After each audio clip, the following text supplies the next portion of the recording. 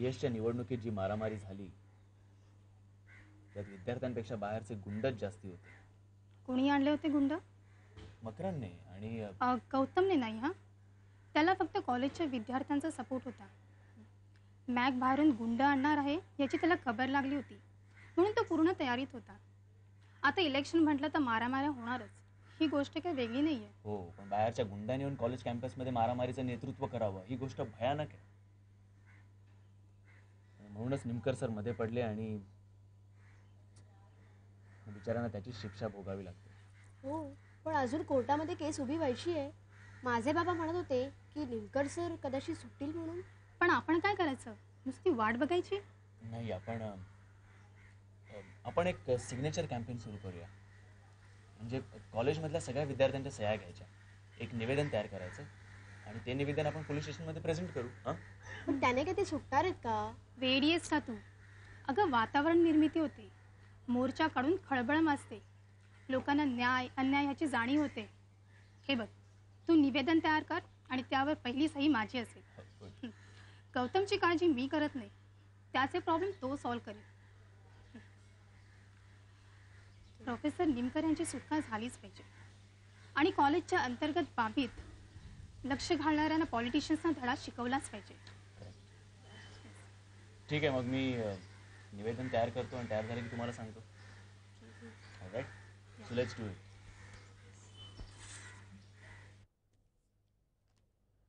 आजी,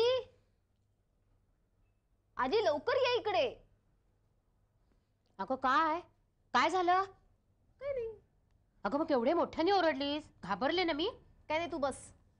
मी बसू? घरातले कामं कोण करणार आहे? तुझा माझा बाप अमेरिकेत आहे आणि तो बिचारा स्वतःचा करून स्वतःच खातोय. तू बस इकडे. मग मी एक लेख लिहिलाय, वाचून दाखवते तुला. अगं मला काय कळणार आहे त्याच्यातलं? असं काय करतेस? तू रोज वर्तमानपत्र वाचतेस की नाही? हो. आणि त्यावर टीका करतेस ना, हे चुकीचं होतं, हे असंच हवं वगैरे वगैरे. असं म्हणजे तू जे काही वाचशील ते ऐकून मी तुला त्याच्या सूचना करायच्या. आता ऐकतेस का? हो, वाच वाच. ऐक. यशस्वी राजकीय नेत्यांना राजकारणाचे धडे बहुतेक कॉलेज शिक्षणातच मिळत असावेत. सध्याचे राजकारण आणि वाढती गुन्हेगारी हातात हात घालून मिरवताना दिसतात. याचं जळजळीत उदाहरण म्हणजे रतनबाई कॉलेजात घडलेली खळबळजनक घटना. जीएसच्या निवडणुकीचा प्रचार शिगेला पोचला असताना 2 विद्यार्थ्यांच्या गटात दंगल काय होते, प्रकरण खुनापर्यंत काय जाते. कॉलेजचे एक नामवंत प्राध्यापक विजय निमकर पकडले जातात. एखाद्या चित्रपटात शोभावी अशी घटना नुकतीच घडली. अगं थांब, रतनबाई कॉलेज म्हणजे आईचं ना? अगं तू हे लिहिलंयस पण ते आईला विचारा दे. हो, मी वाचू का? वाच वाच. ऐक आता. कॉलेज कॅम्पसमध्ये फिरताना सहज कानोसा घेतला तरी विद्यार्थी मोकळेपणे बोलत नाहीत. जीएसची निवडणूक आता अनिश्चित काळापर्यंत पुढे ढकलली आहे. जीएस करता उभे असलेले मकरंद आणि गौतम दोघांनाही रस्टिकेट केले. प्रकरण न्यायप्रविष्ट असल्यामुळे कॉलेज मॅनेजमेंट यावर बोलायला तयार नाही. जीएस करता उभ्या असलेल्या तिसऱ्या उमेदवार अनुष्का जोशी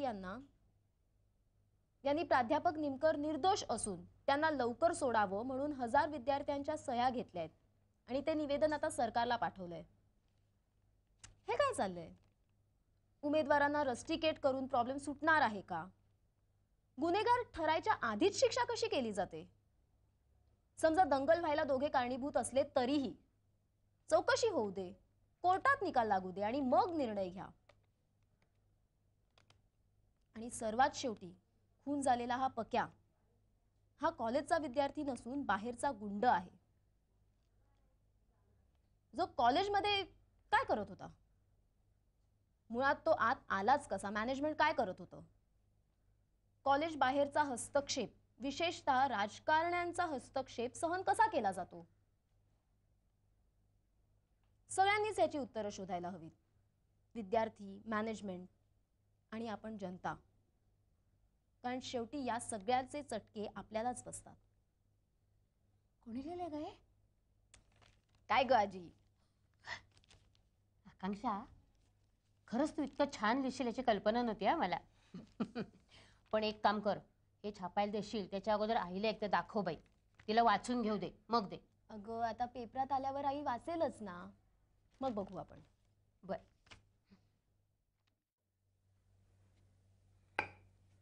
बोला. काय काम काढलेत? नाही, कारण तुम्ही अपॉइंटमेंट घेऊन आलात म्हणून म्हणते. लांबण न लावता काय ते बोला.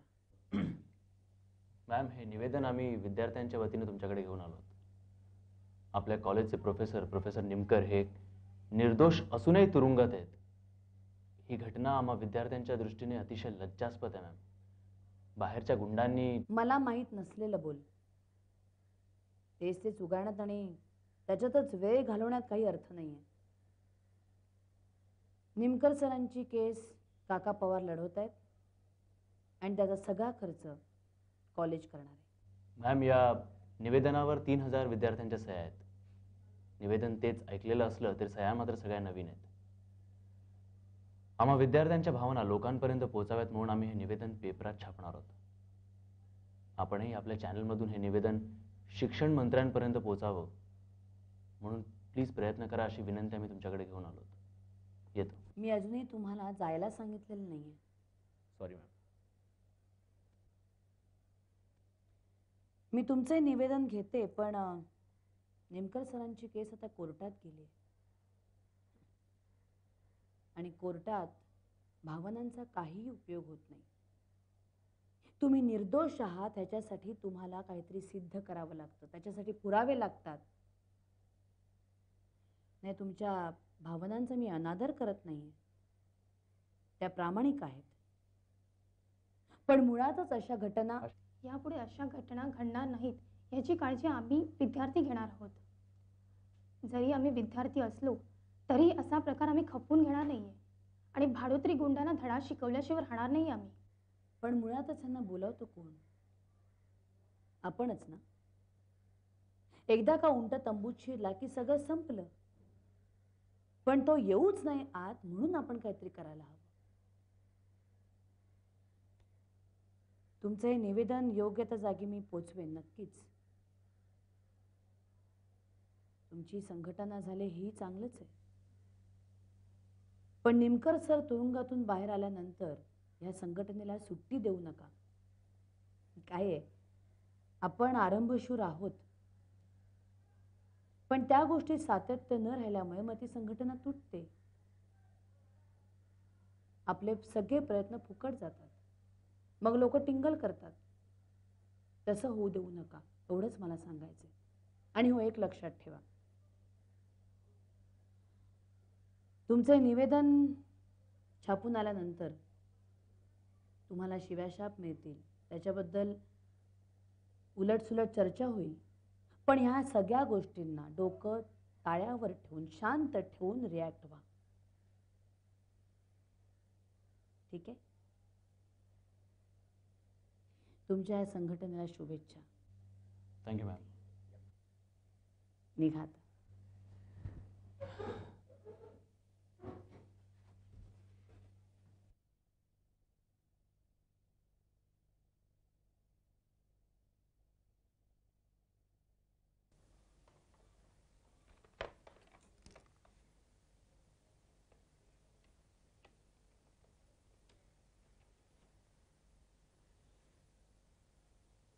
हॅलो, काका पवार आहेत का? मला लवकर जायचंय. जमलं तर भेटीन म्हटलं होतं. एक लेक्चर ऑफ होतं म्हणून आले. बाय द वे, ऍड नाही तर मग काम काय आहे? कामाशिवाय मलाही बोलायला आवडत नाही. ते फिल्मचं फूल डोक्यातनं जातच नाही.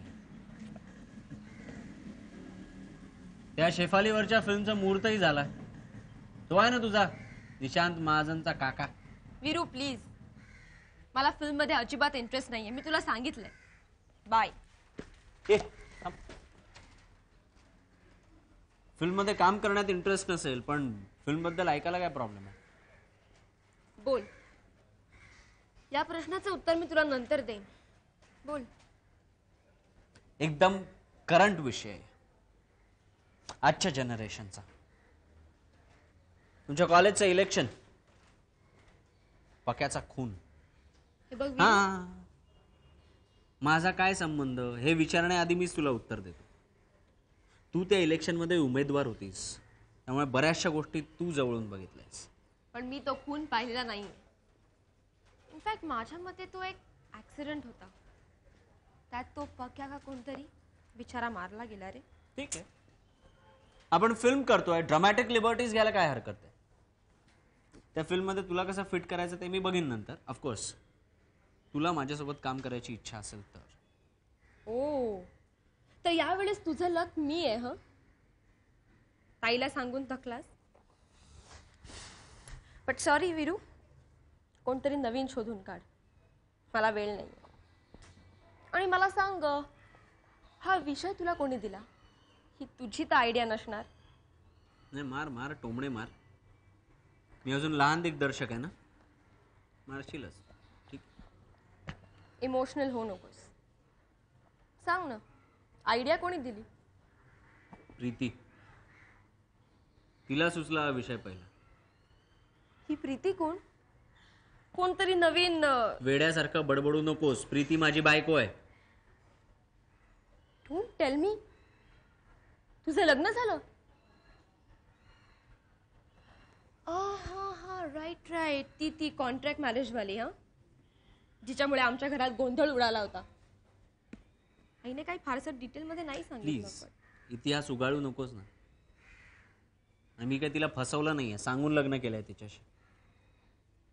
तिला तिच्या वडिलांच्या ऑपरेशनसाठी 1 लाख रुपये हवे होते. ऑपरेशन झाल्यानंतर तिचे वडील वाचले नाही. तिचं कोणी नाही आहे जगात आता. का? तू आहेस ना. म्हणजे कॉन्ट्रॅक्ट संपेपर्यंत तरी तू तिचा नवरा आहेस. ती हुशार आहे. एवढा छान विषय दिलाय ना तिने तुला. बरा वाग तिच्याशी. तीच तुझा लक आहे, तुझी लक्ष्मी आहे ती. मी तिच्याशी कसं वागायचं याच्यात मला तुझा सल्ला नको आहे. मला माहिती आहे माझं लक मलाच घडवावं लागणार. सांगायचा मुद्दा हाच की मी एक फिल्म करतोय आणि मला तुझी गरज. थँक्स, पण मी तुला काही प्रॉमिस करू शकत नाही. वेळ येईल तेव्हा बघू. Best of luck for your new film. Bye. आणि बाय द वे, प्रीती वहिनीला माझा हाय सांग. बाय.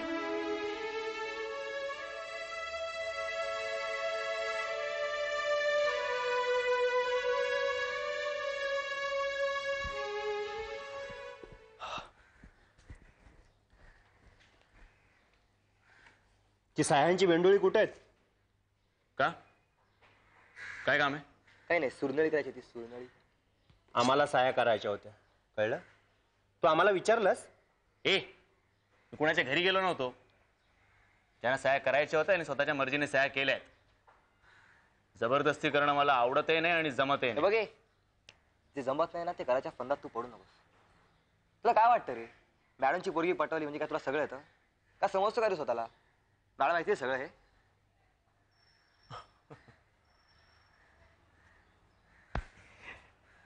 तुला जमतं का रे? मुलींना पटवणं जमतं तुला? नाही ना? मगच फालतू बडबड नको करूस. ज्यांना जे जमतं ते त्यांना करू दे. हा, इडियट. तुला काय वाटतं? तुला काय वाटतं निमकर सर सुटणार? हा, ही सायांची नाटकं कशासाठी रे? कशासाठी ही सायांची नाटकं? निमकर सर निर्दोष आहेत ना, तर मग आमचा गौतम पण निर्दोष आहे, कळलं? त्याला कॉलेजमधून रेस्ट्रिकेट का केलं? का केलं? त्याला कॉलेजला ऍडमिशन द्या असं पत्र काढणार आहे मी, कळलं? आणि ते तू तुझ्या चिमणीला नेऊन दे. नुसती चमचेगिरी करा जाऊ नकोस, कळलं?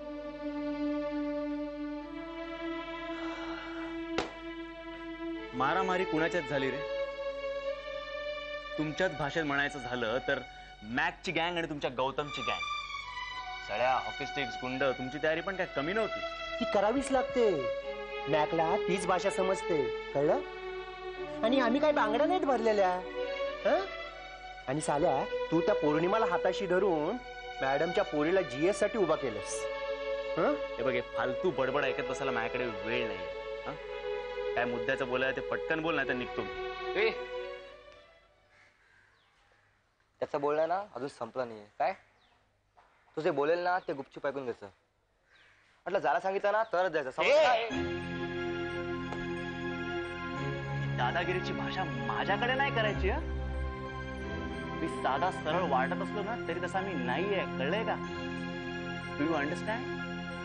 तुम्हा दोघांनाही हॉस्पिटलमध्ये पोहोचवायची व्यवस्था करू शकतो मी आत्ता. यू ब्लडी वेल अंडरस्टँड दिस. महाजनांचा पैसा, त्या पैशाचा माज काय बघायचंय तुम्हाला? महाजनांच्या पैशाची ताकद बघायची आहे तुम्हाला? मी कुठले गुंड आणू शकतो बघायचंय तुम्हाला? तू बघत चाले आता.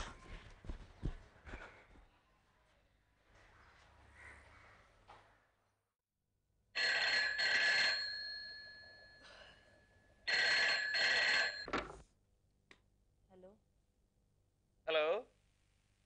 हा बोल शरद. प्रिन्सिपल सुधा जोशी, तुम्ही अजून जाग्या? घरात सामसूम दिसतेय. मुली एवढ्या लवकर निघल्या? उद्या कॉलेजला दांडी आहे वाटतं. माझे ते डोकं फिरायची वेळ आहे आणि तुला मजा सुचतीये. आत्ता जरा कुठे बरं चाललो तर तेवढ्यात अरे आपला जया तुरुंगात आणि तू मला विचारतोस की मी अजून जागी कशी? अशाने प्रश्न सुटत नाहीत सुद्धा. फक्त स्वतःला त्रास होतो आणि तो त्रास नवीन प्रॉब्लेम्स जन्माला घालतो. तुला माहितीये का आपल्याकडे प्रमोशन्स लोक का टाळतात? माहिती? अगं त्याच्याबरोबर येणारी जबाबदारी नको असते ना त्यांना.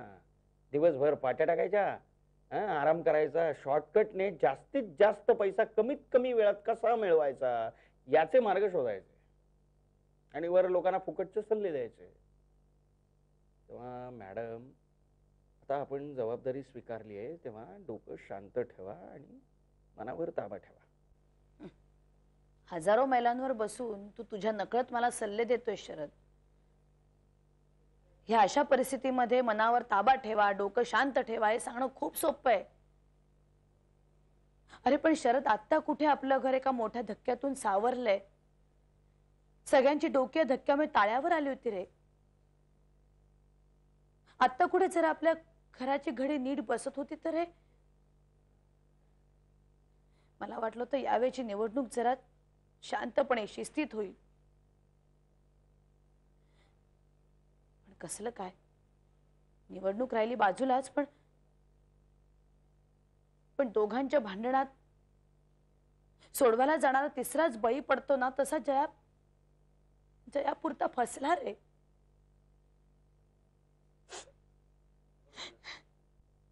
सुधा, या सर्व संकट मालिकांना तोंड दिल्यानंतर तुझ्या डोळ्यातले अश्रू संपले असतील असं मला वाटतंय. हे बघ सुधा, यापुढे रडारड बंद, कळलं? हे बघ, सुरुवातीला सगळ्यांना जाचक वाटले ना तरी कठोर निर्णय घ्यायला शिक.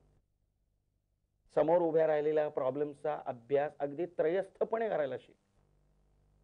अवघड आहे पण आवश्यक आहे. जाऊ दे, फारच अकॅडमिक डिस्कशन होत आहे. अगं सुद्धा लोकांना योग्य सल्ला देता यावा, अवघड नाजूक प्रसंगी त्यांना दिलासा देता यावा, हे सगळं शिकण्यासाठी तर मी इथं आलोय. अगं कमालीची सुबत्ता असली तर यांचे कौटुंबिक सामाजिक प्रश्न आपल्यापेक्षा अगदी भयानक आहेत. असं दिवसभर दमल्यानंतर असं रात्री उपदेश ऐकणं म्हणजे अगदी कठीण आहे. तर राग येण्यासारखं आहे. जय कसं आहे? अण्णा गावून आले? याला लाखोल्या वाहिल्या असतील त्यांनी. हॅलो हॅलो, सुधा जागे आहेस का? सुधा, झोपलीस? हा शरद, आता मला खरंच झोप यायला लागली. शरद, तू जरा लवकर फोन करत जा रे. आता अक्षताला कळलं ना तुझा फोन येऊन गेला होता म्हणून, तिला समजवता समजवता माझ्या नाकी नऊ यायचे. तू तिच्यासाठी, खास तिच्यासाठी म्हणून फोन करत जा. पहिल्यांदा तिच्याशी बोल. शरद, काय झालं? डोळ्यात पाणी आलं ना तुझ्या? शरद, तुला वाटते तितकी मी वाईट नाहीये रे.